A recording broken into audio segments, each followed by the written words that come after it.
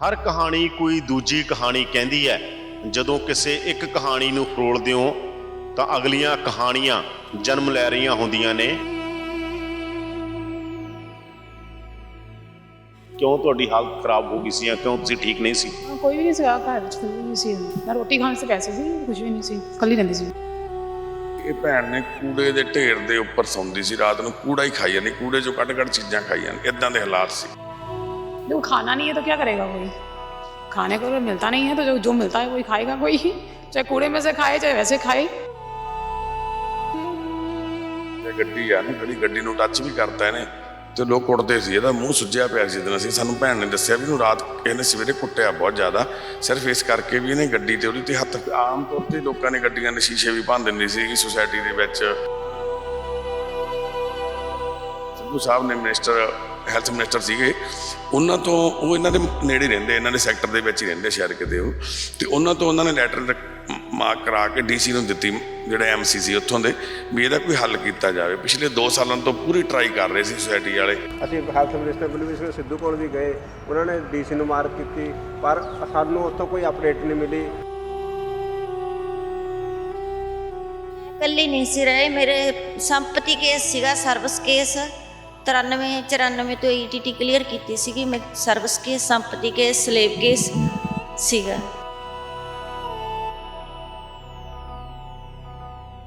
ਇਹ ਦੋਨਾਂ ਭੈਣਾਂ ਦਾ ਸਿਮਿਲਰ ਕੇਸ ਆ ਬਿਲਕੁਲ। ਦੋਨੋਂ ਹਾਈਲੀ ਐਜੂਕੇਟਡ ਨੇ, ਦੋਨੋਂ ਆਪਣੇ ਸਮੇਂ 'ਚ ਟੌਪਰ ਰਹੀਆਂ ਕਾਲਜ ਦੇ ਵਿੱਚ ਆਪਣੇ 'ਚ। ਮੈਡਲ ਪਏ ਸੀ ਬਾਪ ਦੇ, ਕਿਉਂਕਿ ਆਰਮੀ ਦੇ ਵਿੱਚ ਅਫਸਰ ਸੀ ਬਹੁਤ ਚੰਗੇ ਤਕੜੇ, ਮਦਰ ਬਹੁਤ ਤਕੜੇ ਅਫਸਰ ਸੀ, ਸੈਕਟਰੀਏਟ ਦੇ ਵਿੱਚ ਜੌਬ ਕਰਦੇ ਸੀ, ਬ੍ਰਦਰ ਵੀ ਅਫਸਰ ਸੀਗੇ, ਉਹਨਾਂ ਦੀ ਐਕਸੀਡੈਂਟ 'ਚ ਡੈਥ ਹੋ ਗਈ। ਇਹਨਾਂ ਦੇ ਫਾਦਰ ਸਾਹਿਬ ਦੀ ਡੈਥ ਹੋ ਗਈ।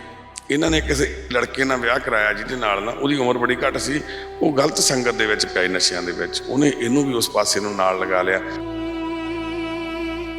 की याद आती है? बेटी से तो प्यार करती हूँ और किसी से करती नहीं। मिलने को मन करता है बेटी को? बेटी से ही प्यार करती हूँ और मैं किसी से करती नहीं। ਸਾਲ ਦੀ ਹੋ ਗਈ ਜੀ ਉਹ, ਤੇ ਉਹ 3 ਸਾਲ ਦੀ ਸੀ ਜਦੋਂ ਇਹ ਤੋਂ ਅਲੱਗ ਹੋ ਗਈ ਸੀ ਉਹ, ਤੇ ਉਹ ਹਜੇ ਡਰਦੀ ਹੈ ਬਹੁਤ ਜ਼ਿਆਦਾ। ਉਹਦੀ ਦਾਦੀ ਨਾਨੀ ਨਾਲ ਅਸੀਂ ਗੱਲ ਕੀਤੀ ਸੀਗੀ। वैसे कि लोग वहाँ से थोड़ा डर लगता है कभी किसी को। तन्वी आओगे मम्मा पास, मम्मा के पास आएगा, तन्वू मम्मा के पास आएगा। ਮੈਂ ਈਟੀਟੀ ਮੈਟ ਲਿਸਟ ਵਿੱਚ ਸੀ ਪੰਜਾਬ 'ਚ, ਉਸ ਤੋਂ ਬਾਅਦ ਬੀਐਡ ਮੈਟ ਲਿਸਟ 'ਚ, ਸੀਆਈਡੀ, 3 ਪੇਪਰ ਦਿੱਤੇ ਮੈਨੇ, ਪਹਿਲਾ ਕਲੀਅਰ ਨਹੀਂ ਕੀਤਾ। ਐਮਐਸਸੀ ਦੇ ਵਿੱਚ ਇਹ ਕਾਲਜ ਦੇ ਵਿੱਚੋਂ ਨਹੀਂ, ਆਪਣੇ ਜ਼ਿਲ੍ਹੇ ਦੇ ਵਿੱਚੋਂ ਟੌਪਰ ਸੀਗੀ ਇਹ ਭੈਣ। ਫਿਰ ਸਿੱਧਵਾਂ ਕਾਲਜ ਪੜ੍ਹੀ ਹੋਈ, ਗੁੱਜਰਵਾਲ ਕਾਲਜ ਦੇ ਵਿੱਚ ਇਹਨੇ ਬੀਏ ਕੀਤੀ ਹੋਈ। ਚੰਗੀਆਂ ਇਹਦੇ ਨਾਲ ਦੀਆਂ ਕੁੜੀਆਂ ਜਿੰਨੀਆਂ, ਕੋਈ ਲੈਕਚਰਰ। ਮੰਮੀ ਜਿਹੜੇ ਦੱਸਦੇ ਸੀ ਵੀ 10-10 ਹਜ਼ਾਰ ਰੁਪਏ ਮਹੀਨੇ ਦਾ ਪਿੰਡ ਜਿਹੜੇ ਬੱਚਿਆਂ ਨੂੰ ਟਿਊਸ਼ਨਾਂ ਪੜ੍ਹਾ ਕੇ ਕਮਾ ਲੈਂਦੇ ਸੀ ਉਸ ਟਾਈਮ। ਸਾਰੇ ਪਿੰਡ ਦੇ ਬੱਚੇ ਇਹਦੇ ਕੋਲ ਪੜ੍ਹਨ ਆਉਂਦੇ ਹੁੰਦੇ ਸੀ, ਇੰਨੀ ਪੜ੍ਹੀ ਲਿਖੀ ਕੁੜੀ ਸੀ। ਆਪਾਂ ਕਹਿੰਦੇ ਪੜ੍ਹਾਈ ਲਿਖਾਈ ਕੰਮ ਆਉਂਦੀ ਆ, ਪੈਸਾ ਨਹੀਂ ਕੰਮ ਆਉਂਦਾ। ਇੱਥੇ ਪੜ੍ਹਾਈ ਲਿਖਾਈ ਵੀ ਨਹੀਂ ਕੰਮ ਆਈ, ਹੈ ਨਾ।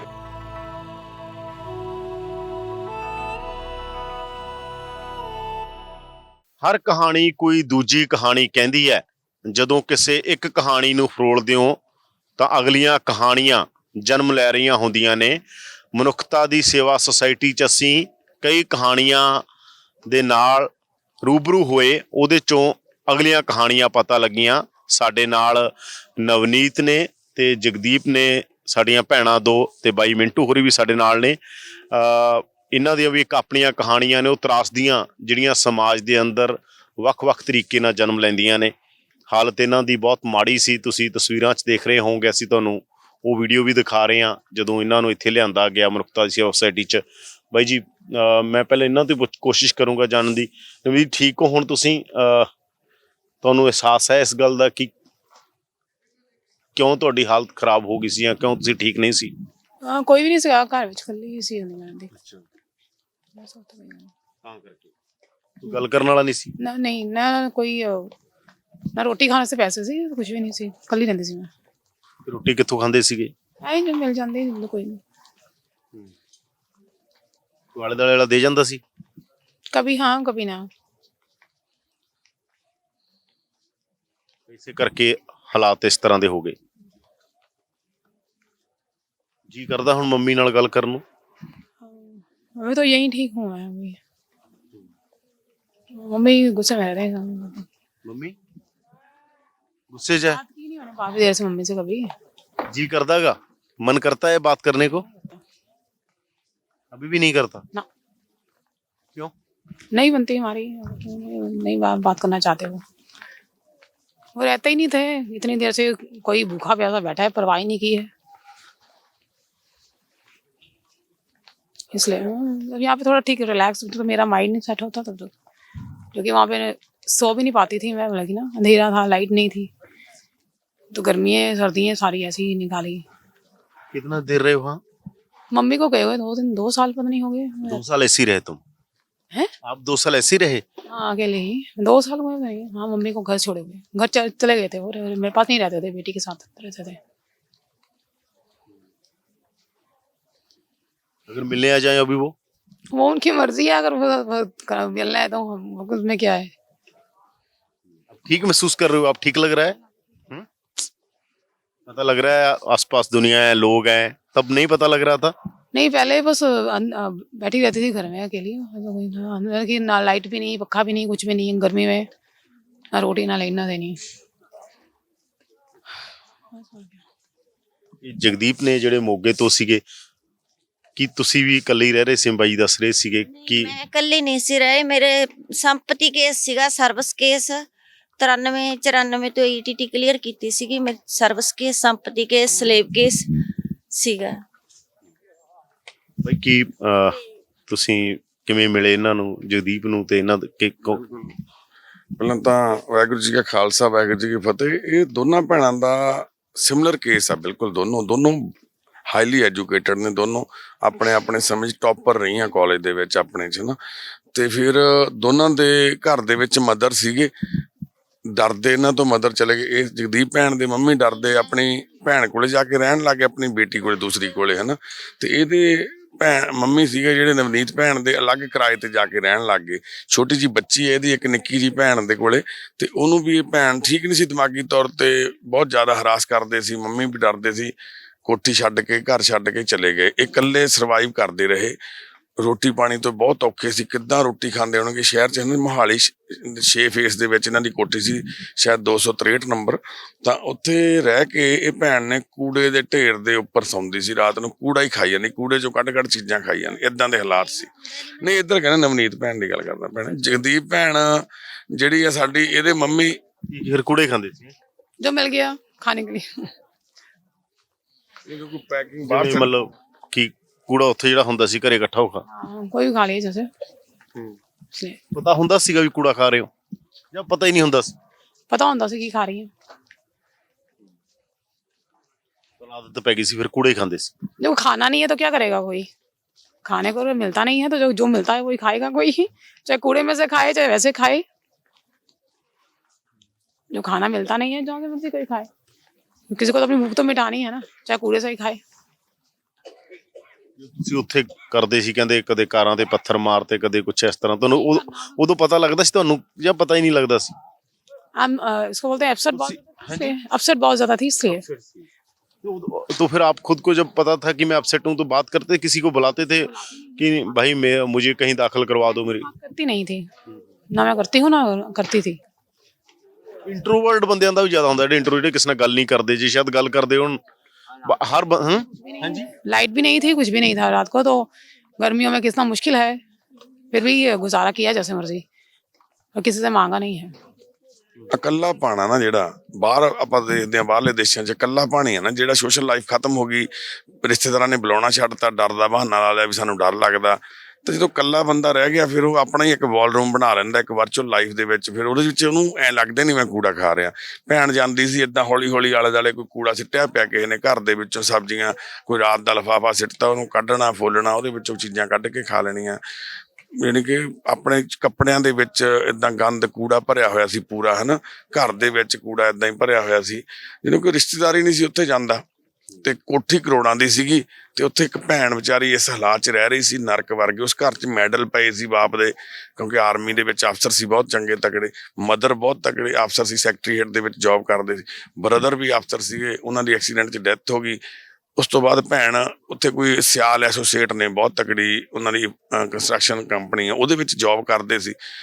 ਬਸ ਇਹਨਾਂ ਦੇ ਫਾਦਰ ਸਾਹਿਬ ਦੀ ਡੈਥ ਹੋ ਗਈ। ਇਹਨਾਂ ਨੇ ਕਿਸੇ ਲੜਕੇ ਨਾਲ ਵਿਆਹ ਕਰਾਇਆ ਜਿਹਦੇ ਨਾਲ ਨਾ ਉਹਦੀ ਉਮਰ ਬੜੀ ਘੱਟ ਸੀ। ਉਹ ਗਲਤ ਸੰਗਤ ਦੇ ਵਿੱਚ ਪਿਆ, ਨਸ਼ਿਆਂ ਦੇ ਵਿੱਚ। ਉਹਨੇ ਇਹਨੂੰ ਵੀ ਉਸ ਪਾਸੇ ਨੂੰ ਨਾਲ ਲਗਾ ਲਿਆ। ਸਟ੍ਰੈਸ ਚਲੇ ਗਏ ਮੈਰਿjuana ਨੇ। केस फाइल किया हुआ था, डिवोर्स का केस मैंने फाइल किया तो वो था। ਤੁਸੀਂ ਬਾਅਦ ਚ ਫਾਈਲ ਕਰਤਾ ਸੀ? हाँ, अब साइप्रस आने के बाद किया है। ਸਾਈਪ੍ਰਸ ਤੋਂ ਆਉਣ ਤੋਂ ਬਾਅਦ। ਸਾਈਪ੍ਰਸ ਕਿੰਨਾ ਟਾਈਮ ਰਹੇ ਭੈਣੇ? साइप्रस 1 साल। 1 ਸਾਲ ਰਹੇ। हाँ। ਉੱਥੇ ਜੌਬ ਕਰਦੇ ਸੀ ਜਾਂ ਸਟੱਡੀ? स्टडी सिर्फ ਕੀ ਕਾਹਦੀ ਸਟੱਡੀ ਸੀ ਉੱਥੇ? जैसे स्टडी होती है। ਓਕੇ। हाँ, ਲੇਕਿਨ ਸਾਈਪ੍ਰਸ ਤੱਕ ਦੇਖੋ ਰਹਿ ਕੇ ਆਏ ਨਾ, ਰਿਚ ਫੈਮਿਲੀ ਹੈ, ਪੂਰੀ ਚੰਗੀ ਪ੍ਰਾਪਰਟੀ ਹੈ ਚੰਡੀਗੜ੍ਹ ਦੇ ਵਿੱਚ। ਮਦਰ ਬਜ਼ੁਰਗ ਸੀਗੇ ਤੇ ਘਰ ਦਾ ਉਹ ਬੰਦਾ ਇੰਨਾ ਮਾੜਾ ਸੀ ਜਿਹਦੇ ਨਾਲ ਵਿਆਹ ਹੋਇਆ ਸੀ। ਉਹਨੇ ਘਰ ਦਾ ਸੋਨਾ ਸਾਰਾ, ਗਹਿਣੇ ਗੱਟੇ ਵੇਚਦੇ, ਗੱਡੀ ਸੀ ਗੱਡੀ ਵੇਚਤੀ, ਘਰ ਦਾ ਕੀਮਤੀ ਸਮਾਨ ਸੀ ਸਾਰਾ ਉਹ ਵੇਚਤਾ।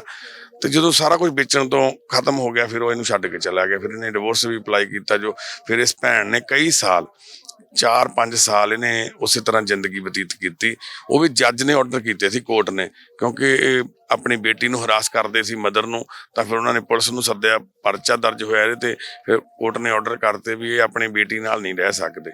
ਤਾਂ ਫਿਰ ਉਹ ਮਦਰ ਇਹਨਾਂ ਦੇ ਅਲੱਗ ਰੈਂਟ ਤੇ ਰਹਿ ਕੇ ਚੰਡੀਗੜ੍ਹ 40 ਸੈਕਟਰ 'ਚ ਆਪਣੀ ਦੋਤੀ ਨੂੰ ਪਾਲ ਰਹੇ ਸੀ, ਪੜ੍ਹਾ ਰਹੇ ਸੀ।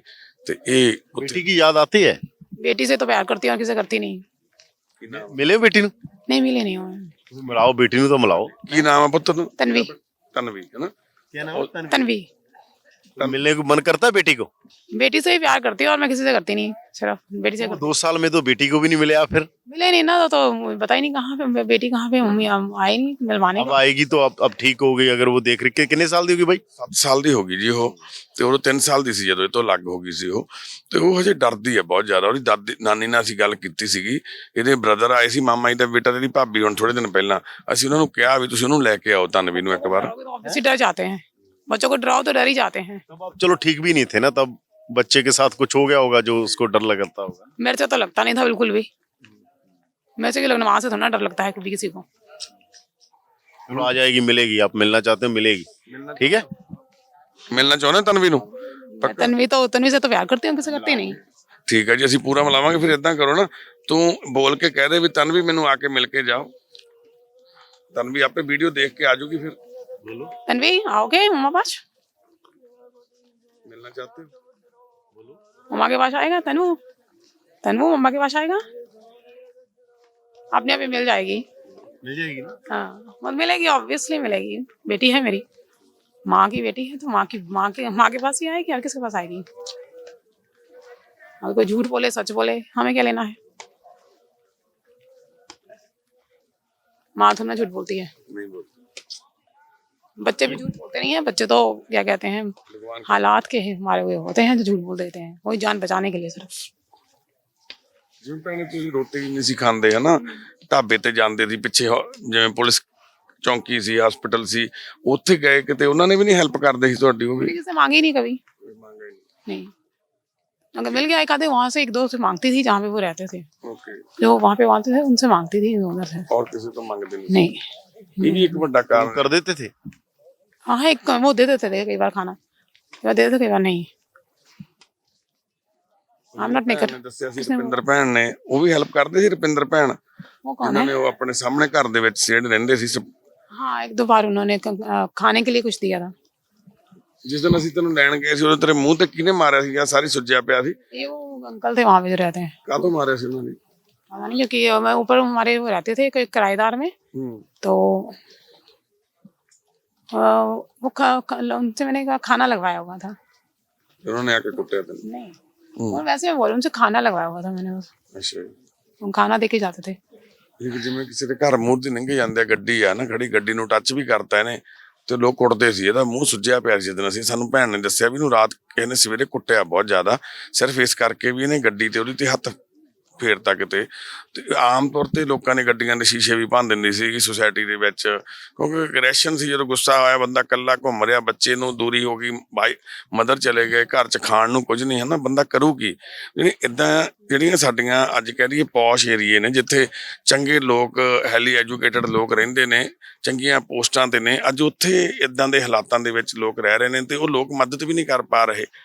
ਜਿਹੜੇ ਉਸ ਟਾਈਮ ਦੇ ਸਾਡੇ ਸਿੱਧੂ ਸਾਹਿਬ ਨੇ, ਮਿਨਿਸਟਰ ਹੈਲਥ ਮਿਨਿਸਟਰ ਸੀਗੇ, ਉਹਨਾਂ ਤੋਂ ਉਹ ਇਹਨਾਂ ਦੇ ਨੇੜੇ ਰਹਿੰਦੇ, ਇਹਨਾਂ ਦੇ ਸੈਕਟਰ ਦੇ ਵਿੱਚ ਹੀ ਰਹਿੰਦੇ ਸ਼ਾਇਦ ਕਿਤੇ ਉਹ, ਤੇ ਉਹਨਾਂ ਤੋਂ ਉਹਨਾਂ ਨੇ ਲੈਟਰ ਮਾਰਕ ਕਰਾ ਕੇ ਡੀਸੀ ਨੂੰ ਦਿੱਤੀ, ਜਿਹੜੇ ਐਮਸੀ ਸੀ ਉੱਥੋਂ ਦੇ, ਵੀ ਇਹਦਾ ਕੋਈ ਹੱਲ ਕੀਤਾ ਜਾਵੇ। ਪਿਛਲੇ 2 ਸਾਲਾਂ ਤੋਂ ਪੂਰੀ ਟਰਾਈ ਕਰ ਰਹੇ ਸੀ ਸੁਸਾਇਟੀ ਵਾਲੇ, ਨਾ ਪੁਲਿਸ ਪ੍ਰਸ਼ਾਸਨ ਨਾ ਉੱਥੋਂ ਦਾ ਕੋਈ ਹੋਰ ਸਿਵਲ ਪ੍ਰਸ਼ਾਸਨ ਮਦਦ ਹੀ ਨਹੀਂ ਕਰ ਪਾ ਰਿਹਾ ਸੀ ਇਹਦੀ ਵਿਚਾਰੀ ਦੀ, ਤੇ ਫਿਰ ਇਹਦੇ ਹਾਲਾਤ ਤਾਂ ਵੱਧ ਤੋਂ ਬਦਤਰ ਹੋ ਹੀ ਜਾਣੇ ਸੀ ਨਾ ਦਿਨੋਂ ਦਿਨ। ਇਹਨਾਂ ਦੇ ਪਰਿਵਾਰ ਚ ਕੌਣ ਕੌਣ ਸੀ? ਇਹਨਾਂ ਦੇ ਪਰਿਵਾਰ ਦੇ ਵਿੱਚ ਇਹਦੇ ਜਿਹੜੇ ਫਾਦਰ ਸੀਗੇ ਉਹ ਵੀ ਹੈਡ ਟੀਚਰ ਸੀਗੇ, ਮਦਰ ਵੀ ਹੈਡ ਟੀਚਰ ਸੀ। ਫਾਦਰ ਸਾਹਿਬ ਦੀ ਡੈਥ ਤੋਂ ਬਾਅਦ ਨਾ ਇਹਨਾਂ ਦੀ ਮੈਰਿਜ ਹੋਈ ਸੀ ਬੜੇ ਚੰਗੇ ਗੱਲ ਇਹਨਾਂ ਨੂੰ ਹੁਣ ਹੀ ਫਸੀ ਪਈ ਹੈ ਇਹਨਾਂ ਦੇ ਸੁਪਰੀਮ ਕੋਰਟ ਵਾਲੇ ਹੈ, ਉਹੀ ਗੱਲ ਕਹੀ ਜਾਣੀ ਇਹਨਾਂ ਨੇ। ਤੇ ਉਹ ਮੰਨ ਲਓ ਹਸਬੈਂਡ ਜਿਹੜੇ ਸੀਗੇ ਇਹਨਾਂ ਦਾ, ਉਹਦਾ ਨਾ ਤਲਾਕ ਹੋ ਗਿਆ। ਉਸ ਟਾਈਮ ਦੱਸਦੇ ਆ ਮਰੂਤੀ ਕਾਰ ਦਾਜ ਦਿੱਤੀ ਸੀ ਜਦੋਂ ਇਹਦਾ ਵਿਆਹ ਕੀਤਾ ਸੀ, ਟੈਲੀਵਿਜ਼ਨ ਸਾਰਾ ਕੁਝ BCR ਬੂਸੀਆਰ ਦਿੱਤਾ ਸੀ, ਪਰ ਉੱਥੋਂ ਫਿਰ ਇਹ ਸਟ੍ਰੈਸ ਦੇ ਵਿੱਚ ਚਲੇ ਗਏ ਜਾਂ ਉਹਨਾਂ ਨੇ ਇਸ ਕਰਕੇ केस ਛੱਡਤਾ। है जी, संपत्ति केस है, पुलिस केस है, स्लेब हूँ मैं बनाया है। ਤੇ ਐਂ ਬਸ ਭੈਣ ਇਹਨੂੰ ਇਹੀ ਲੱਗਦਾ ਸੀ ਵੀ ਜਿਹੜੀ ਉੱਥੇ ਬੈਠੀ ਆ ਮੈਂ ਪੂਰੇ ਬ੍ਰਹਿਮੰਡ ਨੂੰ ਮੈਂ ਚਲਾ ਰਹੀ ਹਾਂ, ਵੀ ਮੈਂ CID ਵੱਲੋਂ ਆਰਮੀ ਵੱਲੋਂ ਮੇਰੀ ਜੌਬ ਆ ਇੱਥੇ, ਵੀ ਮੈਂ ਇੱਥੇ ਰਹਿ ਕੇ ਦੇਸ਼ ਨੂੰ ਬਚਾ ਰਹੀ ਹਾਂ ਆਪਣੇ ਨੂੰ।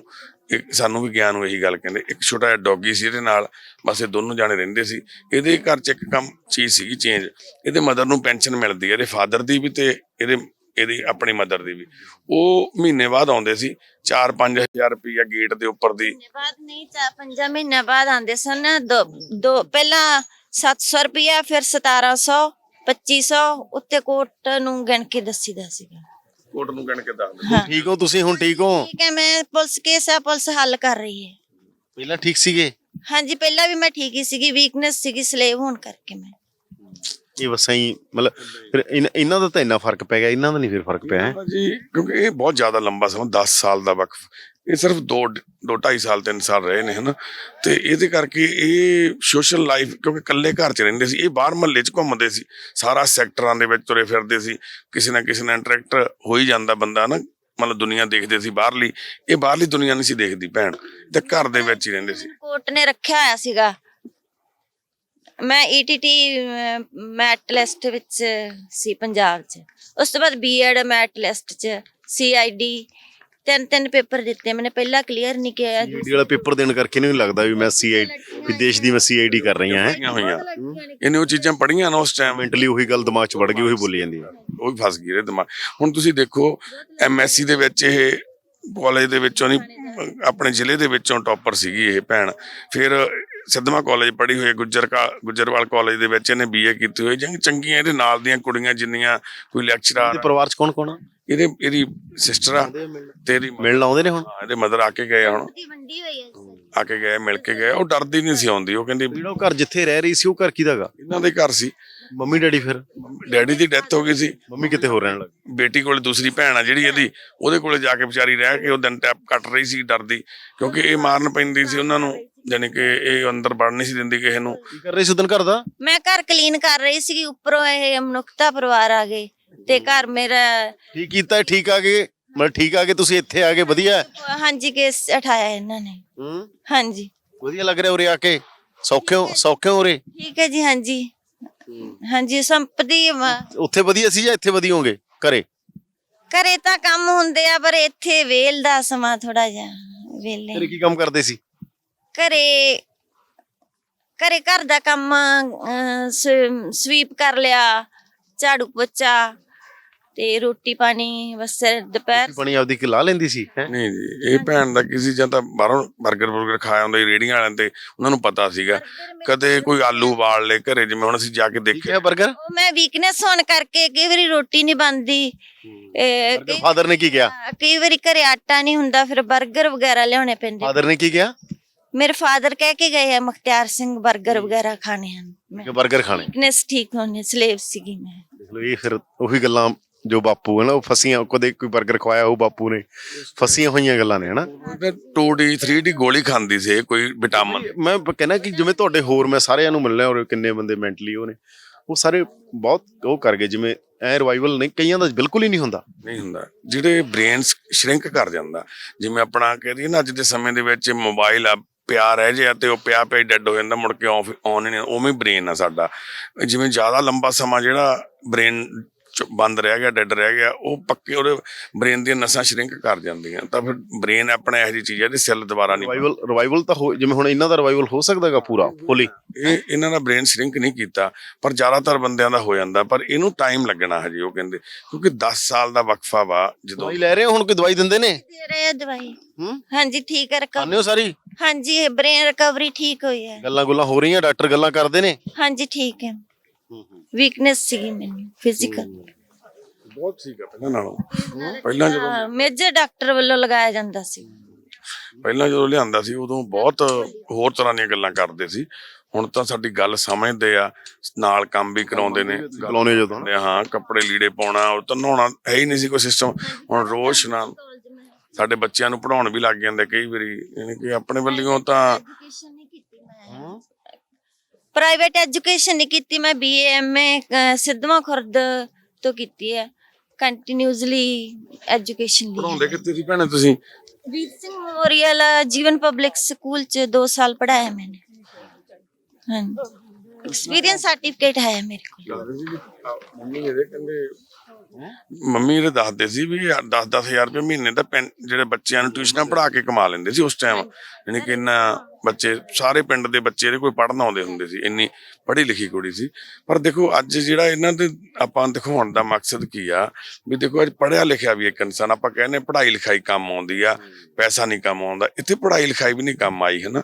ਮਸਲਾ ਤਾਂ ਕੰਮ ਕੀ ਆਉਂਦਾ, ਸਾਡੇ ਰਿਸ਼ਤੇ ਆ ਜਿਹੜੇ ਨਾ, ਸਾਡਾ ਇਨਸਾਨੀਅਤ ਦਾ ਰਿਸ਼ਤਾ ਇੱਕ ਦੂਸਰੇ ਦੇ ਪ੍ਰਤੀ, ਸਾਡੀ ਜ਼ਿੰਮੇਵਾਰੀ ਸਮਾਜ ਦੇ ਪ੍ਰਤੀ ਹੈ ਜਿਹੜੀ, ਜਦੋਂ ਤੱਕ ਉਹ ਨਹੀਂ ਅਸੀਂ ਉਸੇ ਤਰ੍ਹਾਂ ਚੱਲਦੇ ਜਿੱਦਾਂ ਸਾਡੇ ਵੱਡੇ ਵਡੇਰੇ ਚੱਲਦੇ।